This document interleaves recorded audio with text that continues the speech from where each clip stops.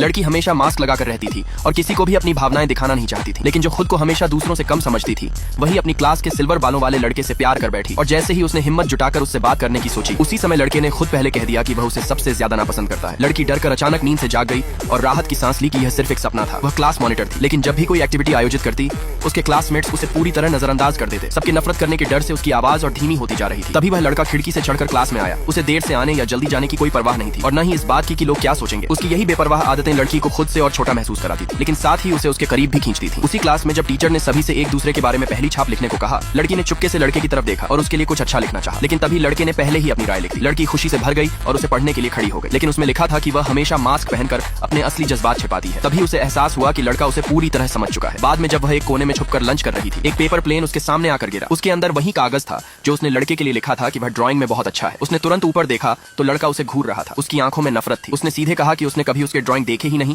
और यही दिखावटीपन उसे उससे नफरत करवाता है। लड़की को लगा कि वह सच में उससे नफरत करता है। उसी दिन जब वह जल्दी में बस पकड़ने जा रही थी तो वह मास्क लगाना भूल गई। अचानक उसे लगा जैसे सब लोग उसे जज कर रहे हैं। उसने रुमाल से चेहरा ढकने की कोशिश की, लेकिन वह शांत नहीं हो पा रही थी। तभी लड़का साइकिल से वहां से गुजरा जो हमेशा ठंडा रहता था। उसने तुरंत समझ लिया कि लड़की ठीक नहीं है। वह जल्दी से उसके लिए पानी और एक नया मास्क लेकर आया, लेकिन फिर भी अपनी ठंडी आवाज में बस इतना कहा कि अगर तबीयत खराब है तो आराम कर ले। फिर भी लड़की स्कूल जाने पर अड़ी रही, क्योंकि आर्ट इवेंट के लिए उसे सब कुछ संभालना था। लेकिन इवेंट के दिन क्लास का एक भी स्टूडेंट नहीं आया। उस खाली जगह में लड़की का दिल भी टूट गया। हर बार ऐसी स्थिति में वह खुद को ही दोष देती और खुद को तकलीफ पहुंचाती, लेकिन उसी वक्त किसी ने उसका हाथ कसकर पकड़ लिया और वह वही लड़का था जो कहता था कि वह उससे नफरत करता है।